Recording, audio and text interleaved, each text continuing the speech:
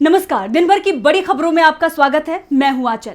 आज इस बुलेटिन में बात होगी बिहार की सियासी उठापटक में घिरे नीतीश कुमार की, छत्तीसगढ़ में राहुल गांधी की मची धूम की, देखेंगे एक बार फिर किसानों से कैसे डरी मोदी सरकार, एनडीए से हाथ मिलाकर कैसे फंस गए जयंत चौधरी, और इसके साथ बात करेंगे पाकिस्तान चुनाव के बाद इमरान खान की बड़ी घोषणा की, खड़गे के असली श्वेत पत्र की जिससे फंस गई है मोदी सरकार, और बुलेटिन के आखिर में देखेंगे जाने माने कार्टूनिस्ट इरफान की किस खबर पर पड़ी है तिरछी नजर।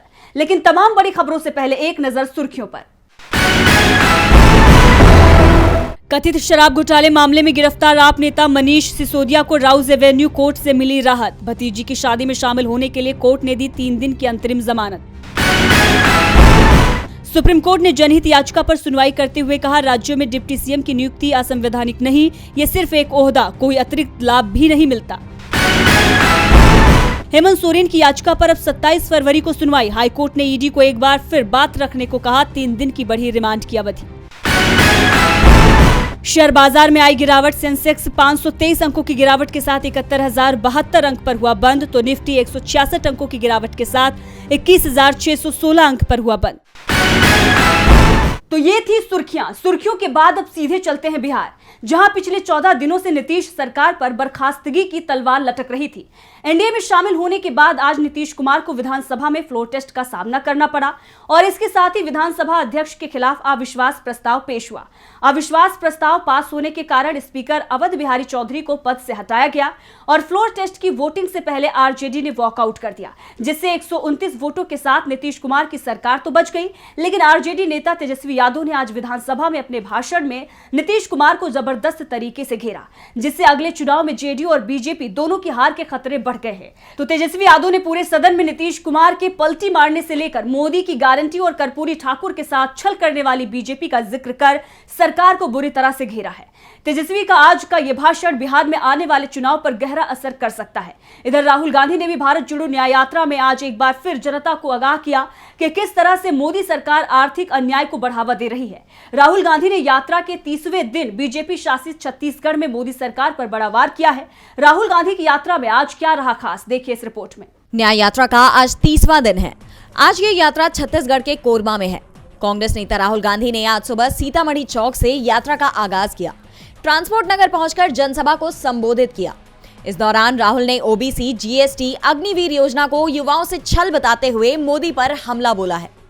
कांग्रेस नेता ने मोदी राज में जीएसटी नोटबंदी से पूंजीपतियों को फायदा बताते हुए कहा कि अयोध्या में राम मंदिर की प्राण प्रतिष्ठा में 74% आबादी वाले ओबीसी, दलित, आदिवासियों को नहीं बुलाया गया। वहां बड़े बड़े पूंजीपति और फिल्म स्टार गए, लेकिन एक भी गरीब इंसान वहां नहीं दिखा। एक किसान, एक मजदूर, एक छोटा दुकानदार नहीं दिखा। आगे बढ़ते हुए कांग्रेस नेता ने प्रियदर्शनी इंदिरा स्टेडियम में इंदिरा गांधी की प्रतिमा का अनावरण किया और छुरी कला नगर पंचायत में कोसा बुनकरों से मुलाकात की।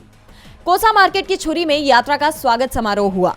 भाजपा शासित राज्य में यात्रा में भारी जन सैलाब उमड़ा, जिसे देख विष्णुदेव साय सरकार में घबराहट बढ़ गई है। जिसके बाद न्याय यात्रा को भंग करने के इरादे से भाजपा के कार्यकर्ता भी सामने आए, लेकिन जननायक के तौर पर उभरे राहुल गांधी की मोहब्बत की दुकान के आगे उन्होंने भी हार मान ली। यात्रा के दौरान हसदेव बचाओ आंदोलन से जुड़े उमेश्वर सिंह सिगार से भी राहुल गांधी और छत्तीसगढ़ कांग्रेस प्रभारी सचिन पायलट ने मुलाकात की। सचिन पायलट ने कहा कि कन्याकुमारी से लेकर कश्मीर तक जो यात्रा रही, उसका असर पूरे भारत पर पड़ा था। इसलिए पूर्व से पश्चिम तक की एक और यात्रा राहुल गांधी कर रहे हैं। हर वर्ग का समर्थन यात्रा को मिल रहा है। राहुल गांधी 5 न्याय की आवाज अपनी यात्रा में उठा रहे हैं। वहीं एमएसपी समेत अपनी पुरानी मांगों को लेकर किसानों ने एक बार फिर दिल्ली कूच का ऐलान कर दिया है। हजारों की संख्या में किसान दिल्ली की तरफ निकल पड़े हैं, ताकि मोदी सरकार को उसके पुराने वादे की याद दिला सके और अपने साथ हुए अन्याय का जवाब मांग सके। लेकिन इस बार किसानों को और अधिक क्रूर तरीके से रोकने की तैयारी मोदी सरकार ने की है। सरकार ने पहले ही कांटे और कीले रास्तों में गाड़ दी हैं। साथ ही दिल्ली की सीमाओं को सील करना शुरू कर दिया गया है। किसानों से क्यों घबराई हुई है मोदी सरकार, आइए देखते हैं इस रिपोर्ट में। लोकसभा चुनाव से ठीक पहले एक बार फिर किसानों ने अपनी मांगों के साथ दिल्ली चलो के नारे को लेकर आंदोलन शुरू कर दिया है। पंजाब हरियाणा के किसान 13 फरवरी को दिल्ली पहुंचने के लिए कूच कर रहे हैं। इस कारण दिल्ली की सुरक्षा बढ़ा दी गई है। हरियाणा पंजाब की सीमाएं सील करने के साथ ही कई जिलों में इंटरनेट बंद कर दिया गया है। किसानों के प्रदर्शन का असर दिल्ली, पंजाब, हरियाणा से लेकर यूपी में हो रहा है। इस बार किसान मुख्य रूप से कर्ज माफी, बिजली के बिल के साथ एमएसपी की गारंटी के लिए आंदोलन कर रहे हैं। अभी के आंदोलन में दावा किया जा रहा है कि 200 से अधिक किसान संगठन साथ हैं। साथ ही ये भी कहा जा रहा है कि इस बार किसान दिल्ली में पीएम मोदी के आवास का घेराव करेंगे। वहीं किसानों की मांग को देखते हुए विपक्ष भी किसानों के साथ खड़ा हुआ नजर आ रहा है। कांग्रेस सांसद राहुल गांधी ने किसानों की आवाज को बुलंद करते हुए मोदी सरकार पर करारा हमला किया है। राहुल ने कहा कि दिन रात झूठ की खेती करने वाले मोदी ने 10 वर्षों में किसानों को सिर्फ ठगा है। दोगुनी आमदनी का वादा कर मोदी ने अन्नदाताओं को एमएसपी के लिए तरसा डाला है। महंगाई तले दबे किसानों को फसलों का सही दाम नहीं मिलने के कारण उनके कर्जे 60% बढ़ गए हैं। नतीजा लगभग 30 किसानों ने रोज अपनी जान गंवाई है। धोखा जिसकी यूएसपी हो वो एमएसपी के नाम पर किसानों के साथ सिर्फ राजनीति कर सकता है, न्याय नहीं। किसानों की राह में कीले बिछाने वाले भरोसे के लायक नहीं है। इनको दिल्ली से उखाड़ फेंको। किसान को न्याय और मुनाफा कांग्रेस देगी। अब आपको बता दें कि अगले ही महीने लोकसभा चुनाव का ऐलान होने जा रहा है। ऐसे में माना जा रहा है कि किसान केंद्र सरकार पर दबाव डालने के लिए आंदोलन कर रहे हैं। उन्हें उम्मीद है कि चुनाव से पहले सरकार झुकेगी और उनकी मांगों को माना जाएगा। लेकिन सरकार ने मांग मानने और समझौता करने में देरी की तो पूरी संभावना है कि आंदोलन लंबा खिंचेगा।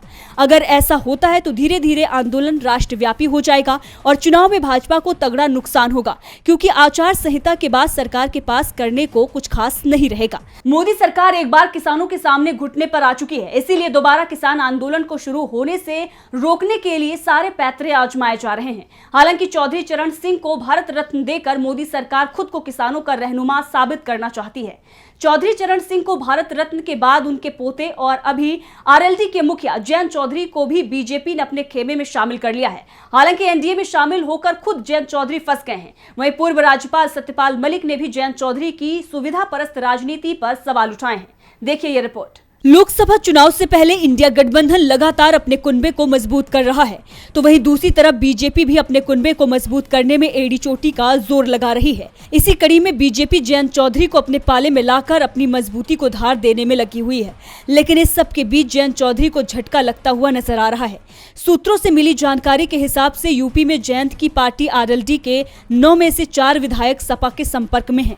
एनडीए गठबंधन में शामिल होने की वजह से विधायक नाराज बताए जा रहे हैं, जिस वजह से 4 विधायक इंडिया गठबंधन का हिस्सा हो सकते हैं। वहीं जयंत चौधरी के एनडीए में शामिल होने पर जम्मू कश्मीर के पूर्व राज्यपाल सत्यपाल मलिक ने भी नाराजगी जताई है। सत्यपाल मलिक ने जयंत चौधरी को लेकर कहा कि चौधरी को ऐसा नहीं करना चाहिए, उन्हें इस पर विचार करना चाहिए। सभी का अपना जनाधार होता है। अगर जयंत बीजेपी में शामिल होते हैं तो उनका जनाधार कम हो जाएगा। जयंत चौधरी के बीजेपी के साथ जाने पर आरएलडी को फायदा नहीं होगा। आजकल सारे नेता सड़क से गायब हो गए हैं। हर कोई हिसाब किताब की राजनीति में लगा हुआ है। जयंत चौधरी भी वही कर रहे हैं। वो अब समझौते की राजनीति कर रहे हैं। उन्हें ये मुबारक, लेकिन मैं होता तो ऐसा नहीं करता। यानी साफ हो गया है कि जयंत का बीजेपी के साथ जाने का फैसला उनके लिए ही गलत साबित होता हुआ नजर आ रहा है। लोकसभा चुनाव से पहले बीजेपी अपना कुनबा फिर से बढ़ाने की कोशिश में है। जयंत चौधरी को साथ लेकर बीजेपी का मतलब तो सध गया, लेकिन जयंत चौधरी फंस गए हैं। वहीं पंजाब में बीजेपी गठबंधन के फेर में फंस चुकी है। तमिलनाडु के बाद अब पंजाब से भी बीजेपी को अपने सहयोगी से झटका लगा है। एआईएडीएमके की तरह पंजाब में शिरोमणि अकाली दल ने भी बीजेपी के साथ गठबंधन करने और एनडीए का हिस्सा बनने से इनकार कर दिया है।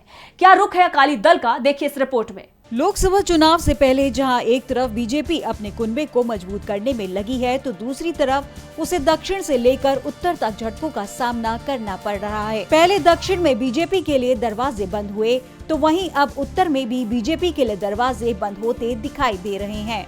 दरअसल पंजाब में भाजपा और अकाली दल के बीच चुनाव से पहले गठबंधन की बातें चल रही थी, लेकिन अब इन बातों पर अकाली दल ने विराम लगा दिया है। अकाली दल ना तो बसपा से गठबंधन खत्म करना चाहती है और ना ही भाजपा के साथ गठबंधन करना चाहती है। अकाली दल ने साफ कर दिया है कि वो बीजेपी के साथ नहीं है, जिसके बाद से राज्य में बीजेपी को तगड़ा झटका लगा है। आपको बता दें कि पिछले कई दिनों से चर्चा चल रही थी कि बीजेपी और अकाली दल में गठबंधन तय है और इसका ऐलान कभी भी संभव है। हालांकि सीट को लेकर पेच फंसा हुआ था, जिस पर बातचीत होनी थी। लेकिन अब जो सूत्रों से खबर आ रही है उससे ये साफ हो गया है कि पंजाब में अकाली दल बीजेपी के साथ मैदान में नहीं उतरेगी। देश में उत्तर से दक्षिण और पूर्व से पश्चिम तक जोड़ तोड़ के खेल में बीजेपी लगी है ताकि किसी तरह सत्ता तीसरी बार भी मिल जाए। वहीं पाकिस्तान में भी आम चुनाव हो चुके हैं जिसमें चौंकाने वाले नतीजे सामने आए हैं। किसी भी दल को बहुमत नहीं मिला है, जबकि इमरान खान की पार्टी के लोगों ने निर्दलीय लड़कर बड़ी जीत हासिल की है। फिर भी इमरान की पार्टी विपक्ष में बैठेगी, जबकि नवाज शरीफ और बिलावल भुट्टो हाथ मिलाकर सरकार बनाने की तैयारी में हैं।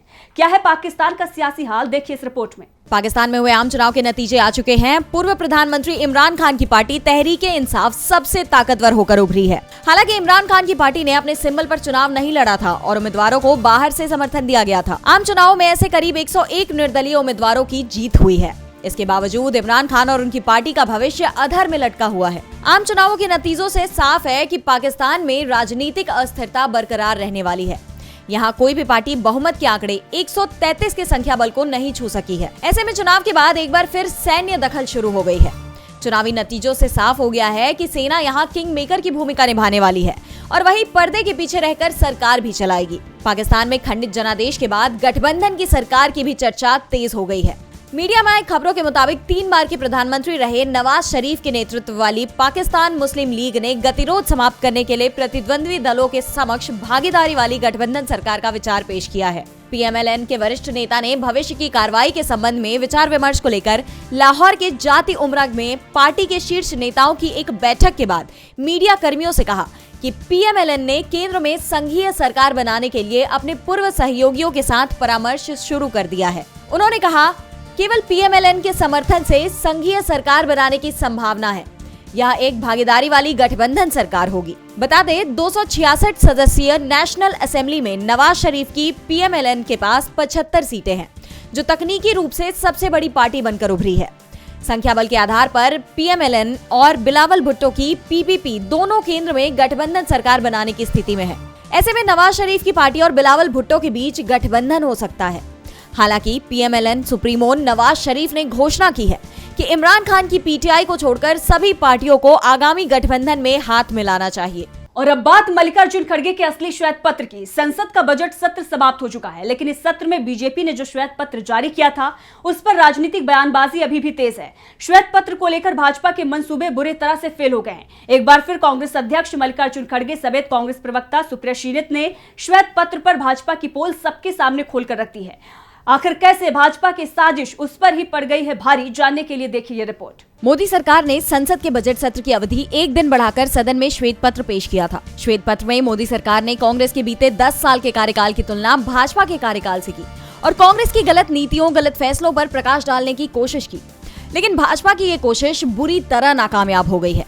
कांग्रेस के खिलाफ श्वेत पत्र जारी करने का प्लान अब मोदी सरकार पर ही भारी पड़ता दिखाई दे रहा है। हाल ही में मीडिया से बातचीत के दौरान कांग्रेस प्रवक्ता सुप्रिया श्रीनेत ने श्वेत पत्र को फर्जी व्हाइट पेपर बताया और कहा कि ये विडंबना है कि मोदी सरकार अपना रिपोर्ट कार्ड नहीं दिखा रही, बल्कि 10 साल पहले की सरकार का लेखा जोखा लेकर आई है। प्रवक्ता ने मोदी सरकार को खुली चुनौती दी है कि भाजपा अपने बनाए मानक पर कांग्रेस और बीजेपी सरकार के 10 साल के आंकड़े रखकर देख ले। दूध का दूध, पानी का पानी हो जाएगा। लेकिन मोदी सरकार में ऐसा करने की हैसियत और हिम्मत दोनों ही नहीं है। तो वहीं कांग्रेस अध्यक्ष मल्लिकार्जुन खड़गे ने भी बीजेपी के एजेंडे की पोल खोलते हुए यूपीए के 10 साल और एनडीए के 10 साल का तुलनात्मक डेटा पेश किया है, जिसके मुताबिक कांग्रेस के राज में जीडीपी जहां 7.68% थी, तो वहीं मोदी राज में घटकर 5.47% हो गई। वहीं बेरोजगारी भी 2.20% से बढ़कर 6.60% पर पहुंच गई। चाहे कृषि मजदूरी में वृद्धि के आंकड़े हो या मैन्युफैक्चरिंग सेक्टर में विकास दर, हर जगह मोदी सरकार ही विफल नजर आई।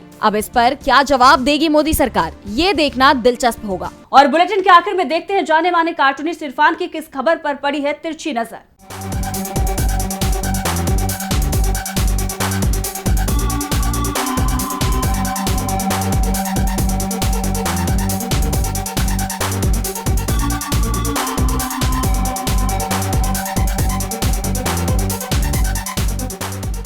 बिहार के मुख्यमंत्री नीतीश कुमार ने विश्वास मत जीत लिया है। हालांकि वो जाने जाते अविश्वास के लिए हैं, कभी आरजेडी के साथ में तो कभी बीजेपी के साथ में। चलिए नीतीश कुमार मुख्यमंत्री चाहे जैसे हों, लेकिन खिलाड़ी बहुत अच्छे हैं। ये बात उन्होंने बार बार साबित की है।